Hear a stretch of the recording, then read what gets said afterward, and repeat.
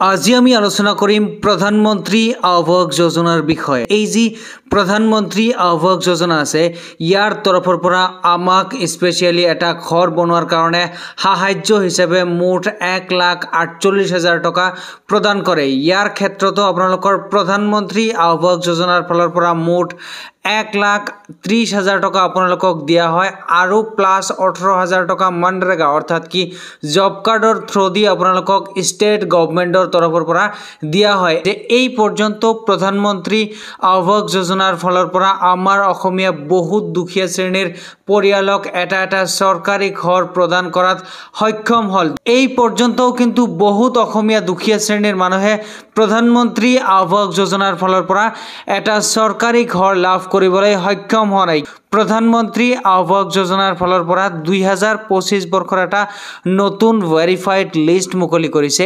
এই লিষ্ট অনুযায়ী যদি আপোনালোকৰ নাম অন্তৰ্ভুক্ত হৈ থাকে এই নতুন লিষ্টত তেতিয়াহলে আপোনালোকে 100% কনফাৰ্ম অতি শীঘ্ৰে আপোনালোকে পাবলৈ গৈ আছে প্ৰধানমন্ত্ৰী আৱাস যোজনাৰ ফালৰ পৰা মুঠ 1,48,000 টকা। আপোনালোকে কেনেকে চাব এই যি প্ৰধানমন্ত্ৰী আৱাস যোজনাৰ ফালৰ পৰা যে নতুন এটা লিষ্ট মুকলি কৰিছে এই লিষ্টটো টোটালি অনলাইন হিচাপতহে আপোনালোকে চাব পাৰিব।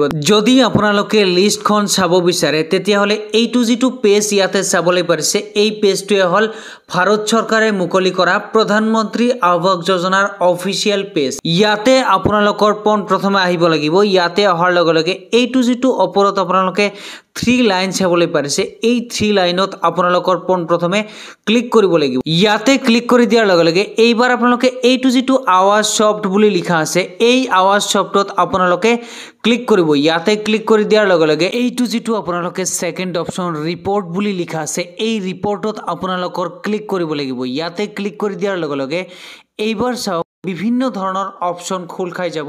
তলফালে আপোনালোকে স্ক্ৰল কৰিব। তলফালে স্ক্ৰল কৰি এইটো যিটো জি নম্বৰ অপশন যিটো আপোনালোকে চাবলৈ পাৰিছে য'ত লিখা আছে আপোনালোকৰ কনভাৰ্জেন্স ৰিপোৰ্টছ ইয়াৰে যিটো 1 নম্বৰ অপশন যিটো আপোনালোকে চাবলৈ পাৰিছে ইয়াতে লিখা আছে ষ্টেটাস অফ আধাৰ বা জব কাৰ্ড বা SBM চেক বা মোবাইল নম্বৰ যিকোনো বিভিন্ন আপোনালোকৰ অপশন ইয়াতে চাবলৈ পাৰিছে। এই 1 নম্বৰ অপশনত আপোনালোকে ক্লিক কৰিব। ইয়াতে ক্লিক কৰি দিয়াৰ লগে লগে এইটো যিটো ওপৰত চাবলৈ পাৰিছে PMAYG ইয়াতে আপোনালোকে ক্লিক কৰিব। ইয়াতে ক্লিক কৰি দি আপোনালোকে যেহেতু এই যি প্ৰধানমন্ত্ৰী আৱাস যোজনাৰ ফালৰ পৰা 2025 বৰ্ষৰ নতুনকৈ ভেৰিফাইড লিষ্ট এটা মুকলি হৈছে এই লিষ্টখন চোৱাৰ কাৰণে আপোনালোকে এইটো যিটো 2024 আৰু 25 বৰ্ষ বুলি লিখা আছে ইয়াতে আপোনালোকে ক্লিক কৰিব। ইয়াতে ক্লিক কৰি দি এইবাৰ আকৌ সিলেক্টত ক্লিক কৰি দি এইটো যিটো প্ৰথম আপোনালোকে অপশন চাবলৈ পাৰিছে প্ৰধানমন্ত্ৰী আৱাস যোজনা গ্ৰামীণ ইয়াতে আপোনালোকে ক্লিক কৰিব। ইয়াতে ক্লিক কৰি দিয়াৰ লগে লগে এইবাৰ আপোনালোকে নিজৰ ৰাজ্য সিলেক্ট কৰিব। তাৰ পিছত নিজৰ ডিস্ট্ৰিক্ট আপোনালোকে সিলেক্ট কৰিব। তাৰ পিছত আপোনালোকে আকৌ সিলেক্টত ক্লিক কৰি এইবাৰ নিজে নিজৰ ব্লকৰ নাম সিলেক্ট কৰিব। তাৰ পিছত আপোনালোকে কোনটো গাঁও পঞ্চায়তত বসবাস কৰে সেইখন গাঁও পঞ্চায়তৰ নাম য'ত লিখা থাকিব তাতে আপোনালোকে ক্লিক কৰিব। ইয়াতে ক্লিক কৰি দিয়াৰ লগে লগে তলফালে স্ক্ৰল কৰিব। তলফালে স্ক্ৰল কৰিলে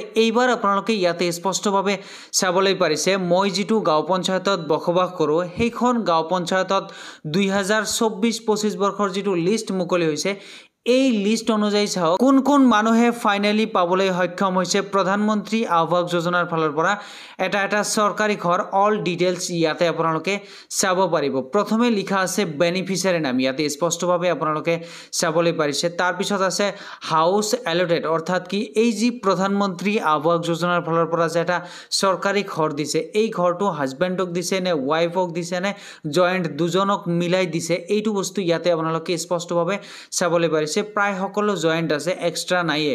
তাৰ পিছত আপোনালোকৰ আধাৰ ষ্টেটাস UID ষ্টেটাস এইটো ভেৰিফাইড হাউস ষ্টেটাস কাম চলি আছে বেংকৰ নাম ব্ৰাঞ্চ একাউন্ট নাম্বাৰ স্যাংচন ডেট গোটেইকেইটা ঘৰ আপোনালোকৰ 2025 বৰ্ষ ইয়াতে আপোনালোকে স্পষ্টভাৱে চাবলৈ পাৰিছে। এই ঘৰটো আপোনালোকৰ 26 তাৰিখ 2 মাহ 2025 বৰ্ষত আপোনালোকৰ স্যাংচন হৈছে অৰ্থাৎ কি আজিৰ পৰা কেৱল মাত্ৰ 1 সপ্তাহ 10 দিন আগত এই ঘৰটো স্যাংচন হৈছে। সব আপোনালোকৰ 2025 দ্বিতীয় নম্বৰ ঘৰটো আপোনালোকে চাবলৈ পাৰিছে কেৱল মাত্ৰ পৰখি ইয়াৰ ঘৰটো চেংচন হৈছে অৰ্থাৎ আজি 8 তাৰিখ এইজন মানুহৰ ঘৰ চেংচন হৈছে প্ৰধানমন্ত্ৰী আৱাস যোজনাৰ ফালৰ পৰা 6 তাৰিখ 3 মাহ 2025 অৰ্থাৎ কি একেবাৰে নতুন ভেৰিফাইড লিষ্ট হয় এই লিষ্টখন কোনো আমি কোৱা কথা নহয় এইটো কিন্তু প্ৰধানমন্ত্ৰী আৱাস যোজনাৰ ফালৰ পৰা তেওঁলোকেহে মুকলি কৰিছে ইয়াতে স্পষ্টভাৱে আপোনালোকে চাব পাৰিছে যদি আপোনালোকে আৰু অল ডিটেইলছ হিচাপত চাব বিচাৰে তেতিয়া হলে অপৰ ফালে আপোনালোকে স্ক্ৰল কৰিব অপৰ ফালে